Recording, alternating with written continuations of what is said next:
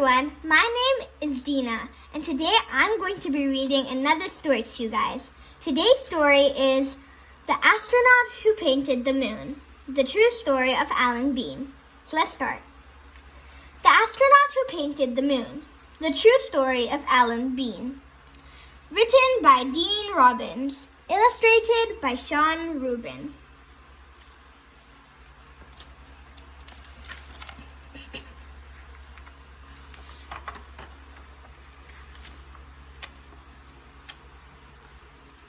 My paintings record the beginnings of a quest, never to end, our journey out among the stars. Alan Bean. So guys, that's what Alan Bean said / wrote.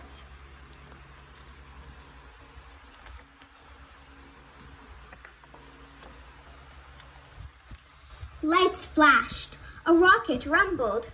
Alan Bean's dream was about to come true. So guys, that's Alan Bean. Has a little name tag. Then, okay.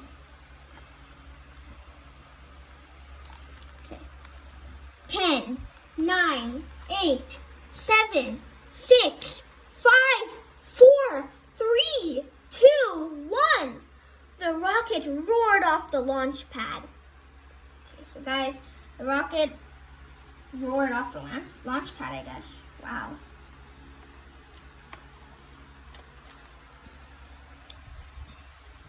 Alan shook in his heavy spacesuit.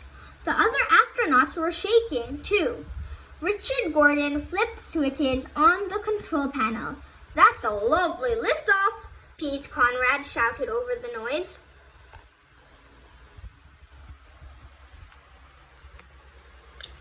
The shaking stopped as the spacecraft gained speed. Alan was in outer space. He had trained for so long as an astronaut and a scientist, and soon he would walk on the moon.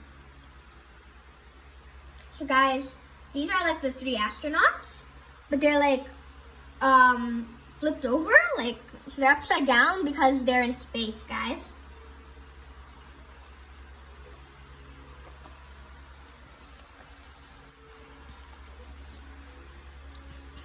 Alan gazed out the window, marveling at the shapes and colors in space. The sky turned to black.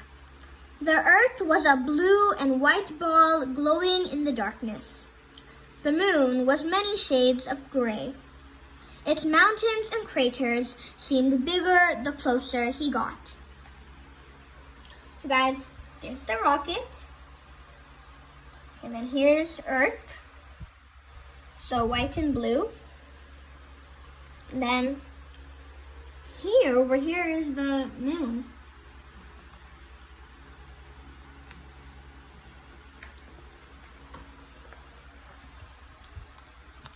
Alan loved to think about the way things looked.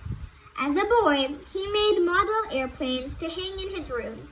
Green for the wings, red stripes for the tail, yellow stars along the sides. There's like the model airplane he made, guys. And then there's so many more airplanes he made.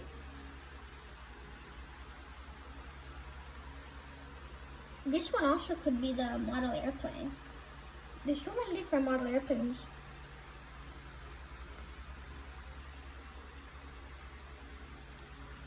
And finally, here is Alan Bean.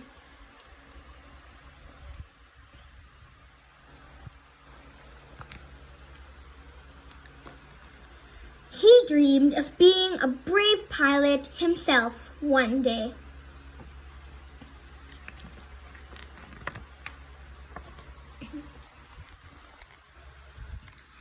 Alan volunteered for Navy flight training. He learned to take off, soar through the air, and glide in for a smooth landing.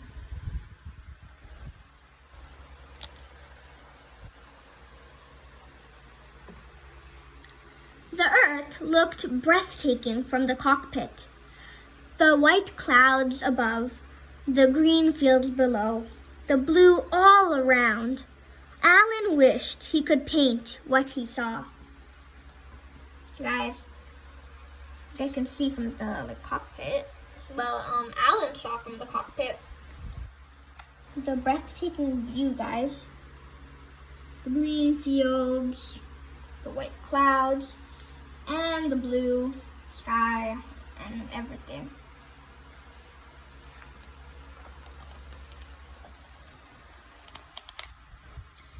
He found an art class to teach him about patterns and forms.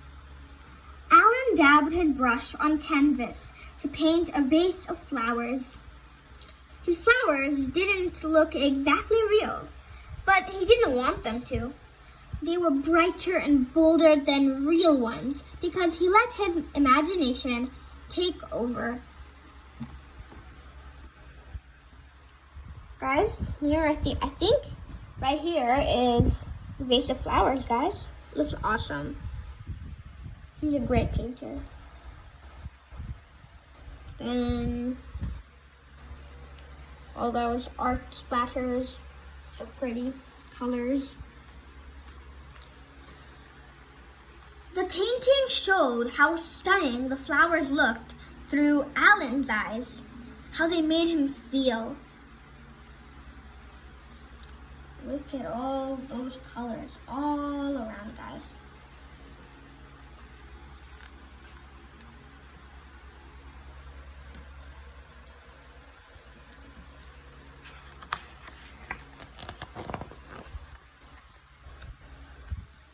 The spacecraft flew 240,000 miles in 4 days. The moon was so close, Alan could see valleys and ridges. He and Pete got ready to walk on a new world. Alan strapped on an oxygen pack so he could breathe outside. He stepped through the hatch to the most amazing sight. Guys, here they have the oxygen packs, I think. And they're going to go outside. And they're going to go on the moon, guys.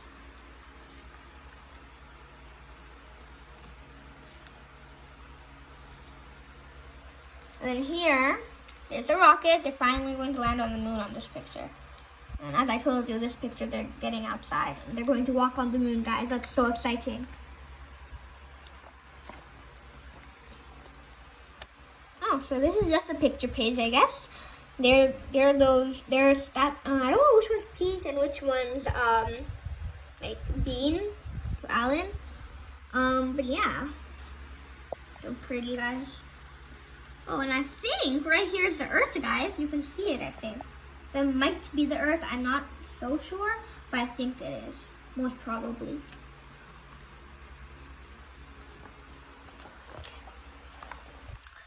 The moon was barren, but also beautiful in its own way. Gray dust as far as he could see. Thousands of black craters. Hard white sunlight. And everything perfectly still.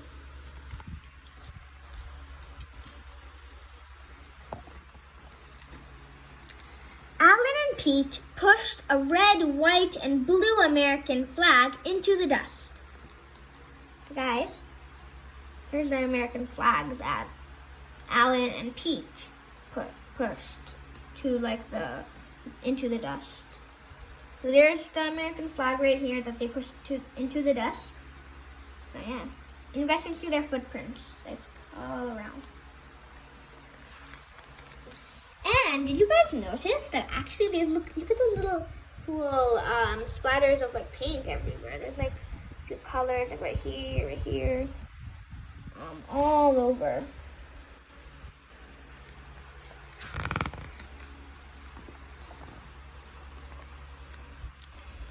Alan puzzled over the strangeness of outer space. He and Pete took dozens of photographs. They set up scientific experiments to measure the moon's soil and gases. So, here's the astronaut. That's, I think, Alan, but I think that's Alan, guys. or it could be Pete. Yeah. Again, there are footprints. And here's another astronaut. I think it might be Alan or Pete. So yeah.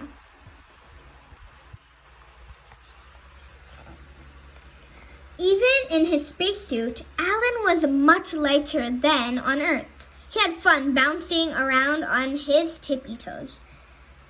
He could run and run without getting tired. His boots made deep marks where no one had stepped before. Yeah, there are his footprints again. Alan was super strong in the moon's gravity. He threw a rock and watched it go up, up, up. Would it ever come down again? Can you guys answer that question? Let's see. Right, you guys can try to answer that question.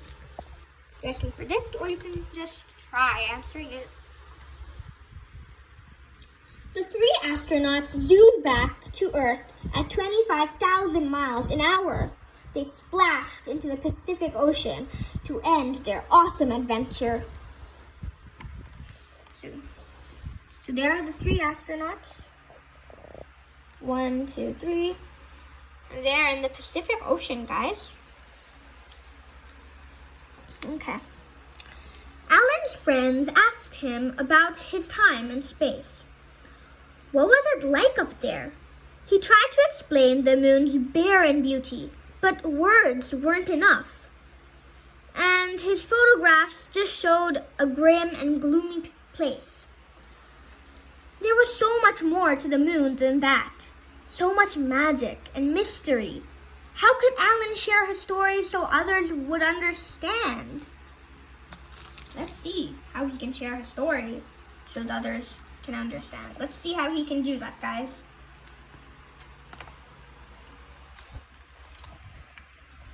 He pulled out his paints and brushes. Alan knew he was the only artist ever to leave the Earth. The only artist ever to see the moon up close. Maybe a painting could show how it felt to be in outer space.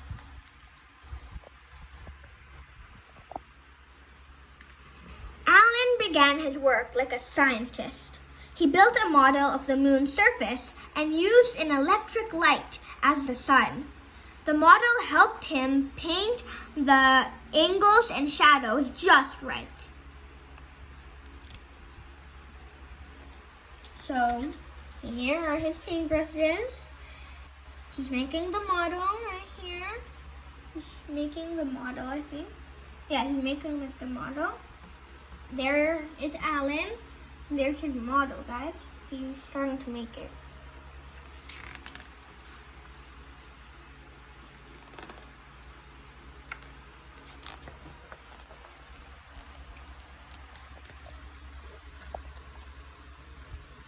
Then Alan let his imagination take over. He added red and purple to the gray dust, blue and green to the black craters, yellow and orange to the white sunlight. The moon didn't look exactly real, but Alan didn't want it to. The painting showed how stunning outer space looked through his eyes, how it made him feel. So there are all his paintings. This one, and this one, guys.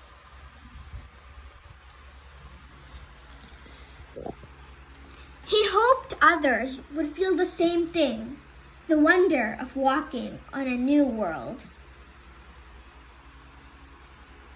So here are his paints, and he's painting this beautiful scene. And guys, there are those. I think they're models, or maybe they're like, yeah, I think they're models, guys. So yeah, I think these are models, like he made, like maybe like right now, maybe. So yeah. So I think he made these models after he visited the moon, guys. He maybe did that. I'm not really sure.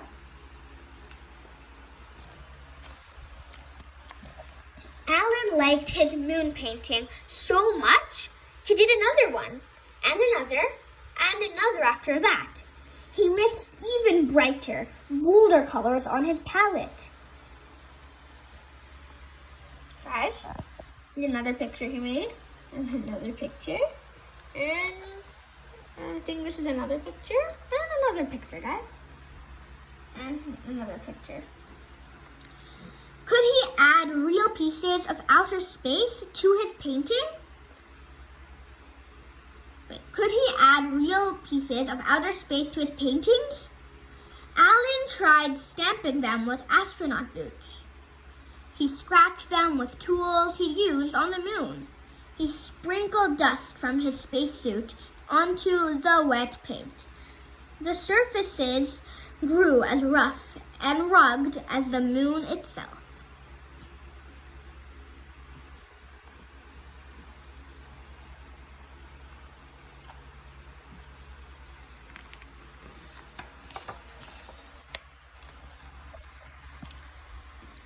A museum displayed Alan's paintings for everyone to see.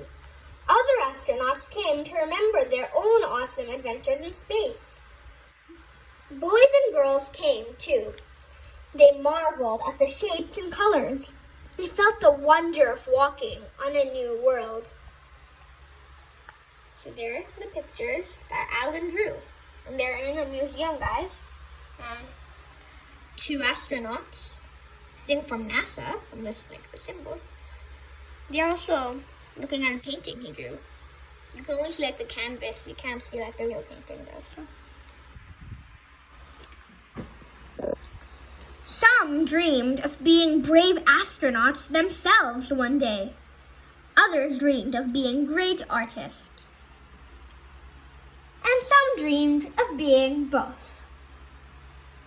So here are all the kids looking at Alan's paintings. Guys, there's another painting. And here's another painting.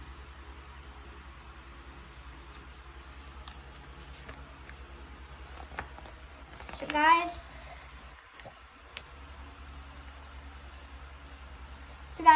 thank you so much for listening to the story. I love it very much. These are just like timelines and everything, so yeah. And here's like another thing, quote. He wrote, "It is my dream that on the wings of my paintbrush, many people will see what I saw and feel what I felt walking on another world some 240,000 miles from my studio here on planet Earth." Alan Bean. So guys, that's the end of the story. I'm so happy to share to you guys this story. I love this story, and I hope you guys enjoyed it too. If you want more videos like this and more stories like these, then I will read more. If you like, subscribe, and share. So thanks for listening. Bye!